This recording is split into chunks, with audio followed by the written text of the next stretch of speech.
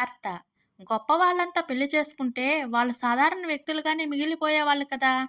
భార్య. ఎలా చెబుతున్నారు? భర్త.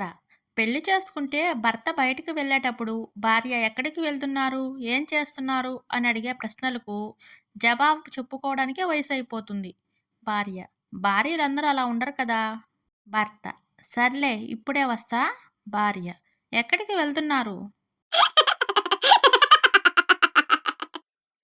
భర్త ఆరోగ్యం బాగోలేదు అని ఆస్పత్రికి తీసుకెళ్ళింది కాంతం. అన్నీ పరీక్షలు చేసిన తర్వాత కాంతాన్ని పిలిచి డాక్టర్ ఇలా చెప్పాడు. మీ ఆయనకు ఏ సమస్య లేదమ్మా, కాకపోతే మీరే కొన్ని పనులు చేయాలి.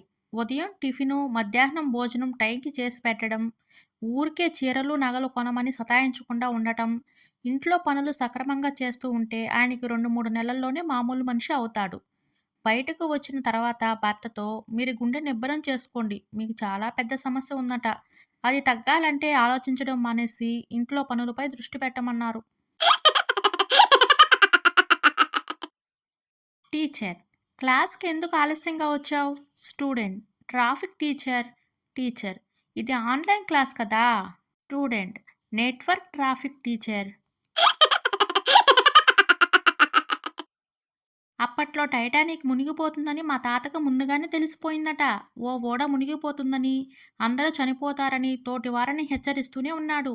ఆయన ఎంతలా మొరపెట్టుకున్నా తోటివారెవరూ కూడా పట్టించుకోలేదు.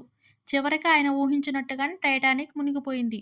మునిగిపోతున్నప్పుడు కూడా అందరినీ హెచ్చరిస్తూనే ఉన్నాడట పాపం. అక్కడ ఉన్న వాళ్ళంతా ఆయన గోల భరించలేక థియేటర్ నుంచి బయటికి నెట్టేశారట. భార్య. ఏమండి? మీకు తెలివైన ఆడవాళ్ళంటే ఇష్టమా? లేక అందమైన ఆడవాళ్ళంటే ఇష్టమా? భర్త. ఆ ఇద్దరూ కాదు. నాకు నువ్వంటేనే ఇష్టం.